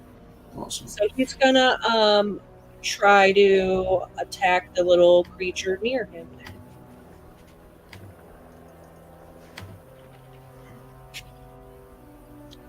Which 20 will hit, and it's probably going to do enough damage to kill him, but I'm gonna Should you check and see if it kills him just by being near him first?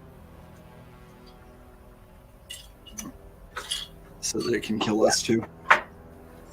Yeah, I'm getting there. But it's gonna die from just the touch anyway, so it's dead. Which is this one here. 0. Okay. So you can come out of there. Alright, so that's the end of the fire elemental's turn. Back at the top. Scrimmy.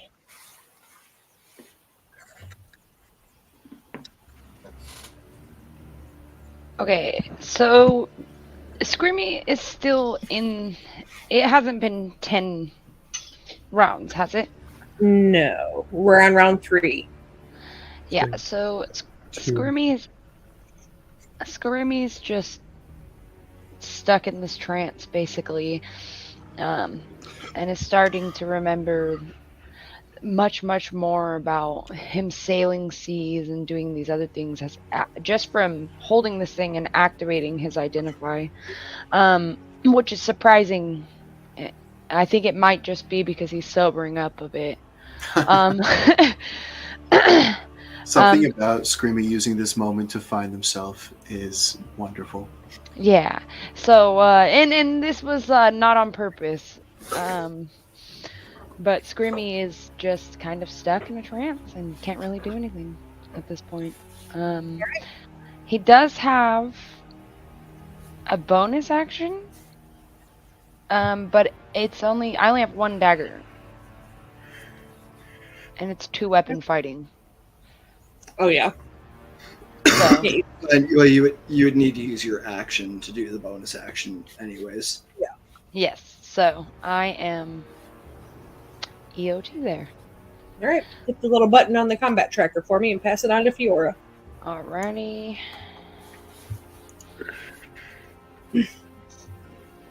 All right, Fiora.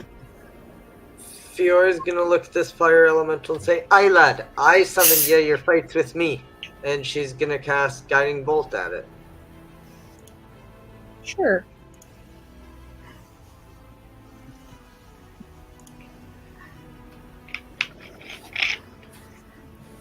$18. That hits. 11 radiant damage, and the next attack against it has advantage. Nice. All right. Is that EOT for you? It is. I clicked the thing, but it didn't move. Oh, there it goes. Celine, you got one little guy left on you, and it's the one that Scrimmy's holding on to. So should I kill this? Because I don't know if that mean- would help or... can still identify it once it dies. So Yeah, That you can is totally cool. kill it. Then I'm going to attack it with my great axe with a 23 to hit. And 15 damage apparently. mm-hmm. So it's dead. Yep. He dies. Yeah. Can I make Nice. it to that fire elemental? I'm sorry. How You far what? away is that fire elemental from me? 4, 5, 6, he- 45 feet. Like, No, further. I can move 55, I think. 40 60. feet. So I can move about there on my turn. And then I can't really do anything else, so I guess that's my only end of turn then. All right. Loki. I will humbly request a deception check from the fire elemental as I use insightful fighting again.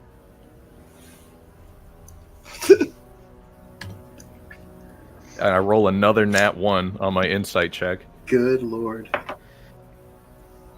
Can I spend a chaos coin for Loki? No, let me take this. I beat it because of my insight has a +9, but Yeah. Well, And it is usually I don't do critical pass or fail on a skill check, but I just thought it would be fun to do on the stealth because you're trying to sneak into a camp and it was cute. oh no, you're good. Yeah. No worries. Oh yeah, you're good. You still beat it even with your nat 1 because it's only a 3 because elementals aren't really very charismatic individuals. All right, I'll take my advantage shot, courtesy of that guiding bolt. 23 to hit. That hit. Let's see. We'll take that damage as is at an 18 for damage. All right.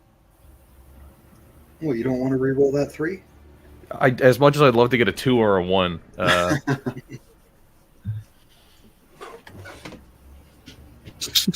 Okay. So, your fire elemental is bloodied now. He is under half HP.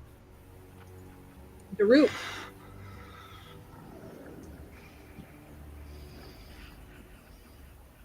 All right, Daruk.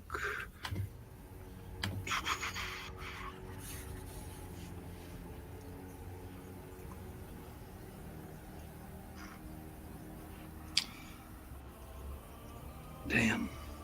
What is Daruk gonna do? Daruk is going to move up and use his new channel divinity. He's going to abjure the extraplanar. I said, back to Flameborn! And I'm going to force it to make another wisdom saving throw.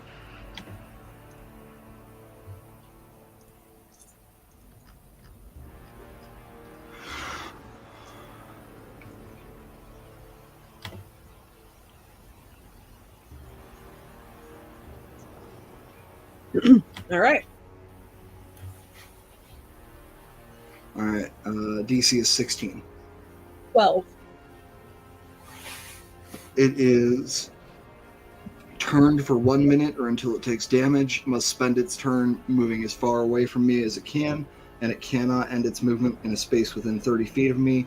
The only action it can use is dash or to try to escape from an effect that prevents it from moving. If there is nowhere else to move, it can take the dodge action instead. Okay. So on its turn, it will run away. Awesome.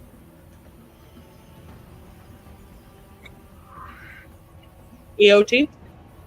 I'm going to cry out to everyone quick. While it flees into the caverns where it's safer, we have to move forward.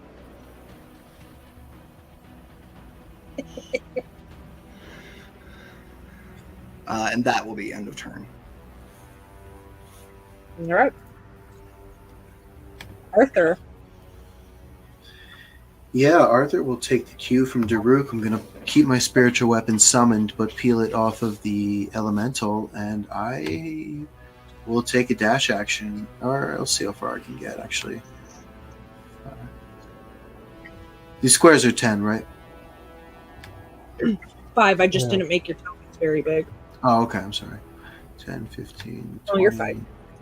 25, 30. I don't like Oh, complicated math. I just like 5s. oh, good. I'm going to not dash because I don't want to get too far ahead of everybody. That's my turn. I clicked the thingy.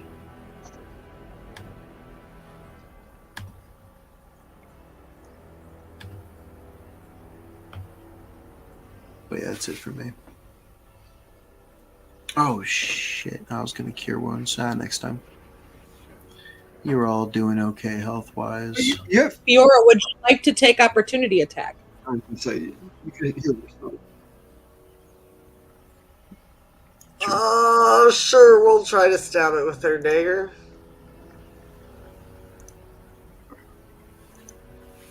Don't no wait, don't. Let's thank use a God. chaos coin for funsies, because I've got like No. Oh, yeah, no, we're not. No, don't.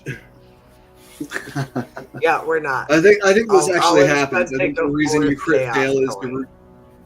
Daruk sees you go to stab it, yells at you, and you miss completely. I like the nat 1, though. You want an embarrassing card this time? Sure, why not? All right. 2 more fire elementals. How? You experience momentary How confusion. embarrassing. You don't add your proficiency bonus to your attack for 1d4 rounds, so roll me a d4. Okay.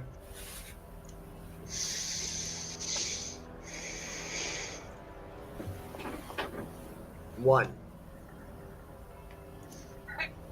So for the next round, no proficiency to your attacks. And this fire elemental is just gonna keep running.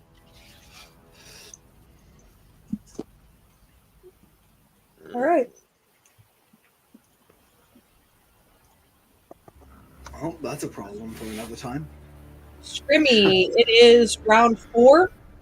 I will say, as the fire elemental runs through the camp, the tents that he passes catch themselves on fire, and that greasy body odor muskiness works really, really well as a fire starter, so things go up in flames very fast.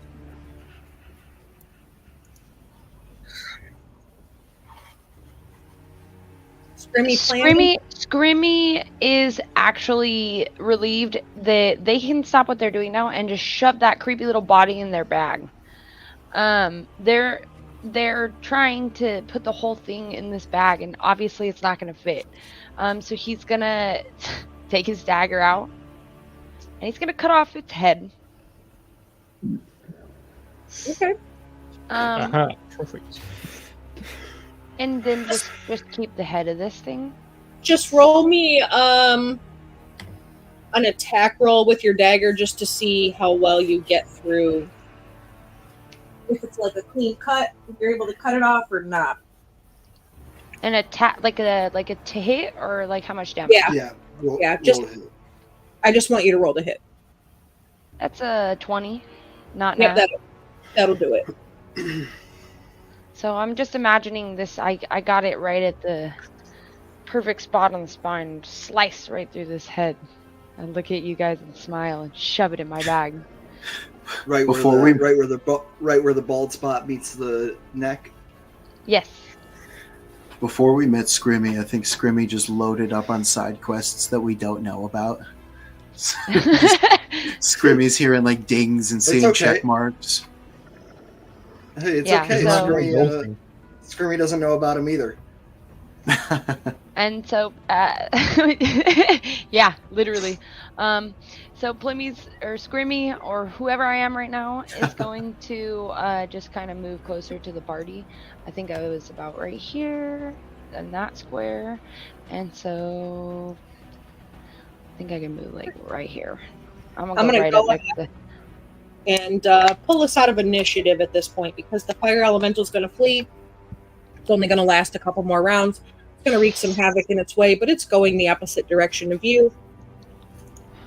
your turn ability would push it away before, or would keep pushing it as it come to the amount of rounds that it was summoned. So I'm just going to pull it off the map now. Okay, cool. And we'll come out of initiative. What do we want to do now that we're coming out of initiative? Do you want to keep headed towards the cave, or do you want to kind of just check around the area, investigate the barrels, see what's in this cabin, so on and so forth? Scrimmy actually forgot that the whole reason that they wanted to go in there was check out those barrels. So now that I'm over next to Arthur, I'm going to tell him, hey, so I think I heard these things that we were fighting, moving things around inside of there, and I don't know what it is, but it's some sort of barrel or box that I heard earlier. I think we should go check it out before we leave. Well, all right. Go ahead. I'm just gonna stay by the mouth of the cave and keep watch. But if you wanna look through, see what they were up to, be my guest. Also, did you cut that thing's head off a second ago? Is that what I saw? Yeah, I'm gonna save it for later so I can see what I can learn about these damn things. Okay. All right. You go check. I'm gonna keep a lookout here. And I'm just gonna watch the mouth of the cave. Scrimmy, your identify I think would be over as well. Like, you've done long enough time now that you're out of initiative. Go ahead and roll me a history check at advantage, please. Just so I can see how much information you glean. All right.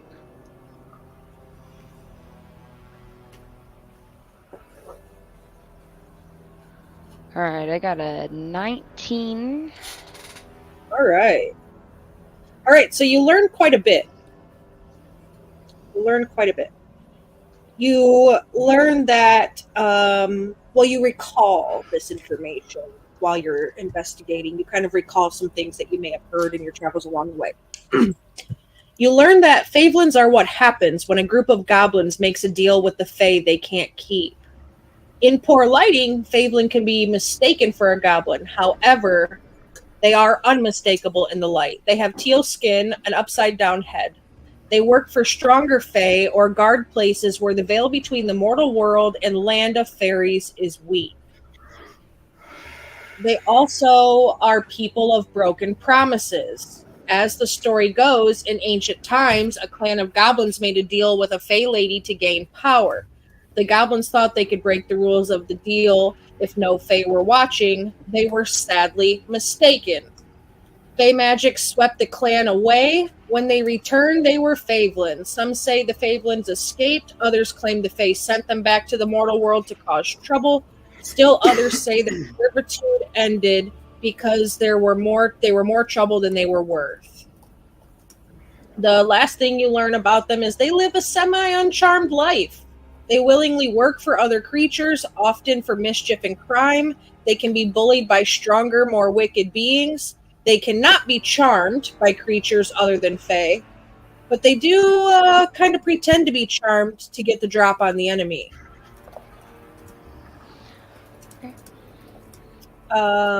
You learn also that they can teleport away from their attackers, but it does so in a manner even the Favelin can't predict.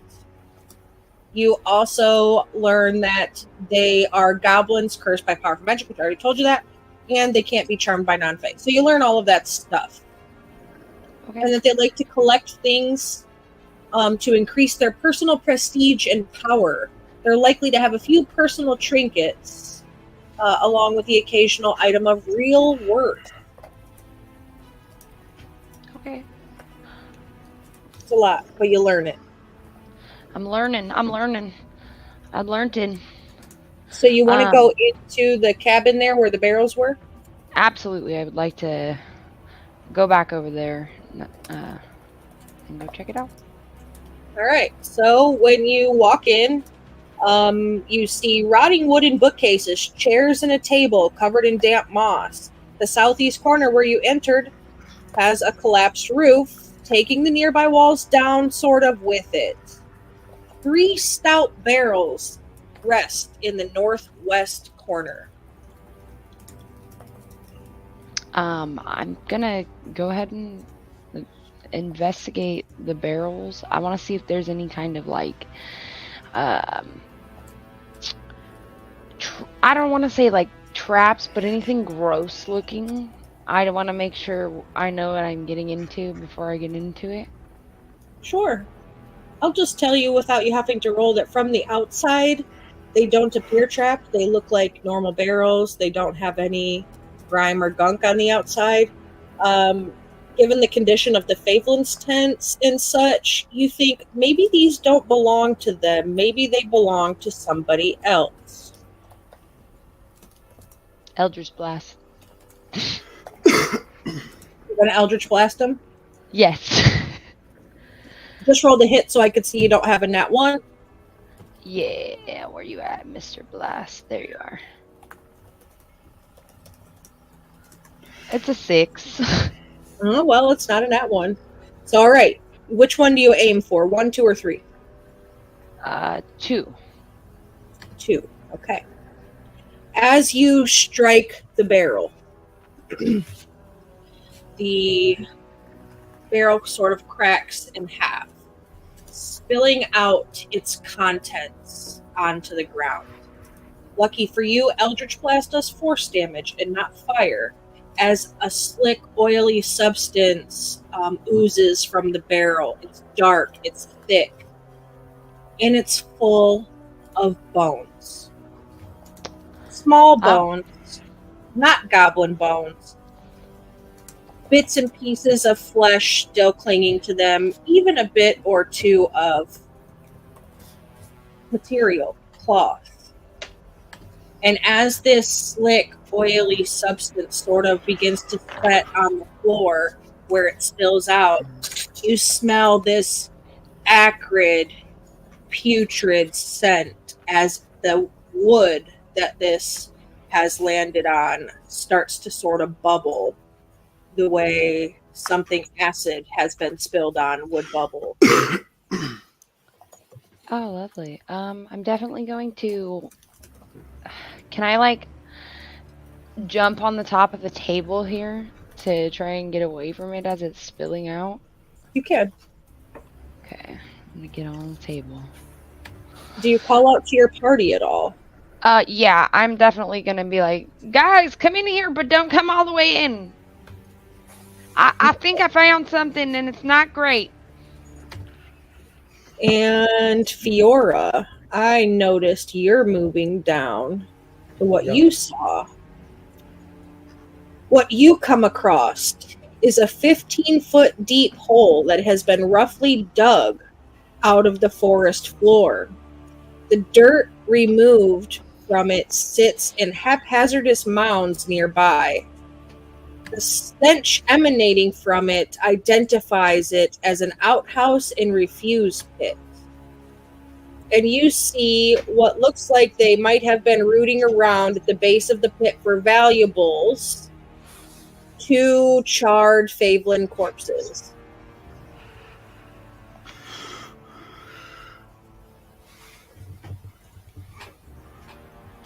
That's odd. Okay. I mean, it's not that odd. That's the direction we made the fire elemental run away in. That's fair. Yeah, if that's all that's over there, she'll start heading toward the others then. Do you not want to check anything over there? You don't want to investigate anything? I mean, she doesn't really want to dig through that. That sounds really gross. Well, you could check the bodies of the charred Favelin. That's fair. Yeah, she'll If you check the want. bodies. Okay. Investigation. We're so good at these. And it's a 17. I don't understand. You only this needed a character. 10. You only needed a 10. You find a small leather coin purse attached to the side of one of them, which is sort of burnt and hanging open, and inside of it is 9 gold pieces. You're making bank today.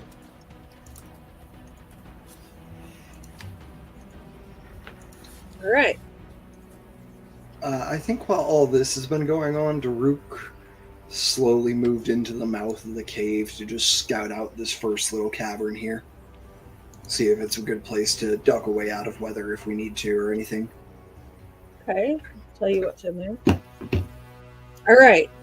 The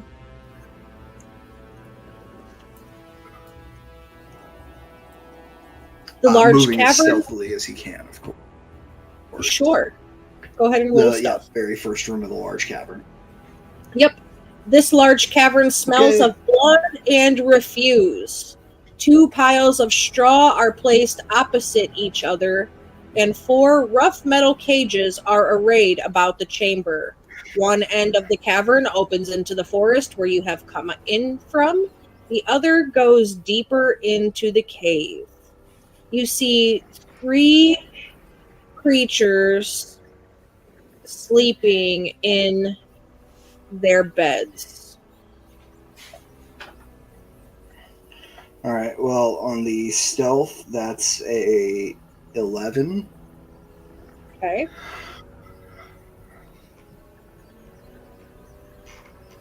These are not Faveling creatures, by the way. Mm-hmm.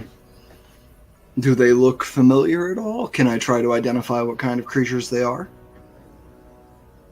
They are small little winged beasts. I'll give Can you I roll that. a nature about it? Can You I roll a can. nature about it? Absolutely. I would love to do that. So we'll go ahead and we got the guidance and the nature. Thank God for the guidance, because that makes it a 13. Okay. You identify this as a knife wing, a gliding lizard about the size of a small dog. Its gliding flaps have hard edges that are sharp, while stretched taut when the lizard glides. You also know, Daruk, given the nature of you and your husband's lives, that the skin of a knife wing is prized for making knife wing capes. Mm-hmm. Do these like look like they've just moved into this cavern, or do they look like domesticated, so to speak? They look domesticated. All right. And they're sleeping peacefully. All right. Yeah, I think Daruk is just gonna pull out a little pouch of his rations and sit in the middle of the cavern. Or sit close, like about 10 feet away from them, waiting for one of them to awaken. Okay. What are the rest of you doing? Are any of you going to Pliny, how Pliny called, or are you, headed towards Daruk? I think after hearing Pliny call and just knowing how the rest of the night has gone so far, I'm definitely going to go, reluctantly, I'll go investigate, see what's going on with Pliny. Okay. So you make your way over, Arthur. You can kind of squeeze in through the branches and such where the tree and the walls have fallen. Step over the pile of dead Favelin that Celine made. Yep. And you see the one cracked barrel leaking the ooze that's sort of melting the floor. You can roll an investigation to try to glean more than Scrimmy Plimmy Plammy did. Yeah, sure. I'm gonna roll regular dice. I'm done with this Skynet ass rolling. Fuck you, Skynet! 13 plus 2 for 15. 15, alright. You are able to identify that the bones are of humanoid type. Be it whether they're dwarves or gnomes or such. Some of them appearing more dense and adult-like, others not so much so. Does it look to me, just with the name The Bone Trader, does it look to me like this barrel was being packed for shipping or storage, inventory? Like, does it seem to me like being packed in this acidic ooze is part of the process of whatever the bone trading is? Arthur's not part of the bone business. He doesn't know the industry. So Arthur is somebody that likes to make potions and alchemical compounds and such. If you would like to maybe pick up a sample with one of you have an alchemist kit, right? I don't think so, but I do have vials and things just Okay, on so if you want to use a vial and scoop some up, I will let you roll. I'll say Arcana Okay. to try to figure out what this substance is to answer your own question. Okay. It's trash. That is a total 5. Okay. So just about the only thing you realize is that this is some sort of acid that is not normally as thick and viscous as this, but given the contents of the barrel, you think maybe the barrel of acid was used to break down flesh and so on and so forth to strip it from the bones, causing the acid to thicken. Okay. Yeah, I would definitely share that with Scrimmy, who's with me. I'm also, now that I'm in here, can I just have a look around for any ledgers, paper, anything of an administrative, clerical nature? Yeah, absolutely. Okay. Is that another investigation? I'll give you yours. Yeah, if you want to roll a different one, I'll say you can. Okay, I would love that. Guide yourself. Oh, yeah, will guide myself. Thank you. That's 10 so far plus. I got it. Was it D4? Still faster than D&D Beyond. Plus another 2 for a 12. Okay. You see that the bookshelves are empty, and the bookshelves are in fairly decent condition. Like maybe they have been moved here from elsewhere. And there's a couple other barrels. Did you want to look specifically at the barrels or no? I might as well, since I'm here. Okay, so these barrels have tops that you can pull off of them. Do you want to pull a top off? Yeah, definitely. Sure. 1 or 3? 3. When you pull it off, you look in. It's a barrel full of fresh water and pickles. Okay. I'll try 1. It is a barrel full of fresh water and pickles. Man, Scrimmy, you really picked just the worst one. Yeah, because that really sucks, because I do like pickles. I Told you I am. heard liquid in here, though. I told them. I am. I don't know. I guess I'm a little dubious after all of the things that turned out to not be the things that they looked like. Can I stick my hand in and try and grab a pickle? Yeah. Roll Is me a it- con save. Fuck. Okay. I was so close to trying to get Scrimmy to do that for me, but I didn't. That's good. That's 18 on the die plus 4 for, what is that, 22. Screaming Okay. would have, yeah. So you reach your hand down in the barrel, and the water feels cool against your wood. And you kind of swizzle your hands around, and if you're kind of like feeling and grabbing, it feels like pickles. I pull a pickle out. Yeah, they're pretty. They're like bright green. Looks like they've been freshly pickled, so they still have a good snap to them. You can smell the peppercorn, the mustard seed, the dill, the pickling spices, the vinegar. All right. These are pickles. I don't know why I made a con save, but if I didn't notice anything, this is a barrel full of pickles. Because you made a con save because I like the look on your face when I told you to roll it. Oh, God. All right. Well, all right. Yeah, I'll toss Scrimmy a pickle then if Scrimmy's talking about Oh, wanting yeah. pickles. Dude, Scrimmy, like, can I roll an acrobatics check to see if I can catch this pickle midair? Like, Absolutely, you can. We like rolling dice. Clicky clacky math rocks. math rocks. Oh, my God. I love it. All right. Acrobatics. Plimity to the Plamity gets an 18 to catch this pickle. Yes. So you play baseball better than Michael Jordan did when he switched leagues, and you reach out and snatch this pickle from the air, and it hits your skin with a wet slap. And it's a nice, firm, girthy, delicious pickle. Excellent. Does there seem Pickle in my mouth. Does it seem like there's anything else here worth getting into? That desk over there, nothing Does it all No, seem everything fairly gone seems to through? be sort of empty and such. Okay. Yeah, I'll go out and I'm gonna.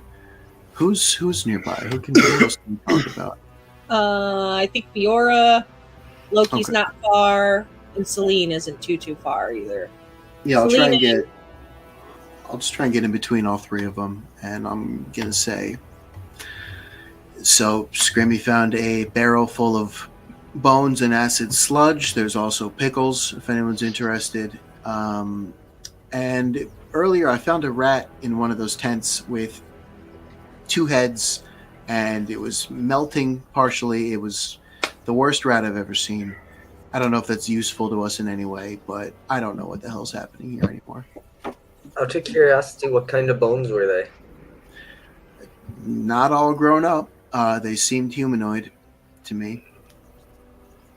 Based on the state they were in, it looked like the acid was breaking them down and stripping whatever tissue was still on them.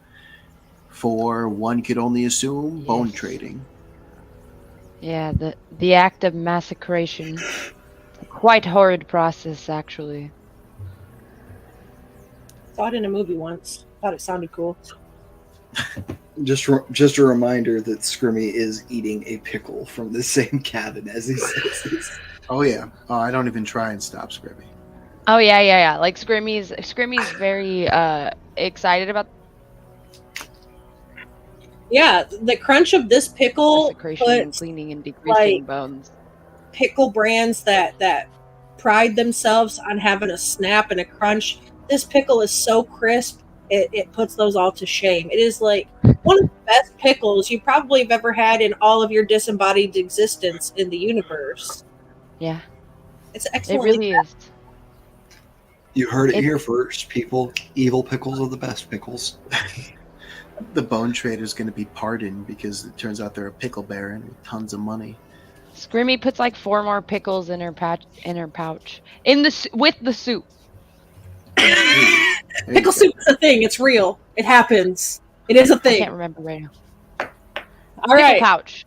So you've cleared out the area outside the caverns. Daruk has made his way into the cavern.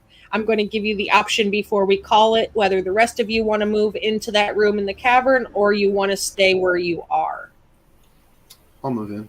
All right. Let's go burn a child killer. All right. So that's what we're going to call it for the night. I have been me, as I always am, hosting this wonderful game. Thank you to my players for hanging out and doing shenanigans. Thank you to those in the audience for hanging out.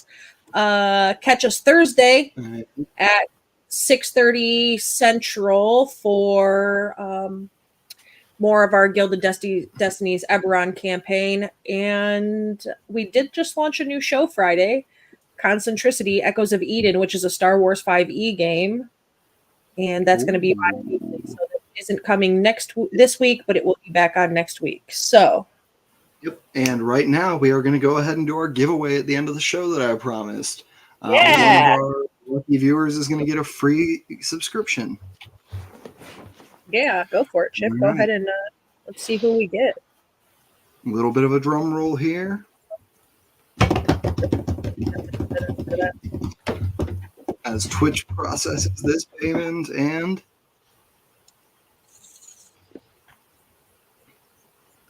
oh, we hit our very own Riley. Let's go!